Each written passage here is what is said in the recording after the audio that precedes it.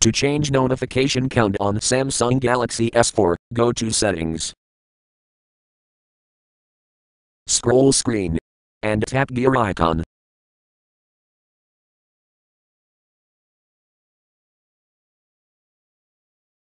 Tap My Device.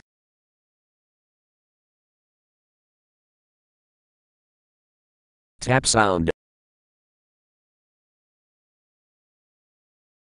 Tap Notifications. If there is a choice, select the app you want, for example storage media. Select the notification sound you want to use.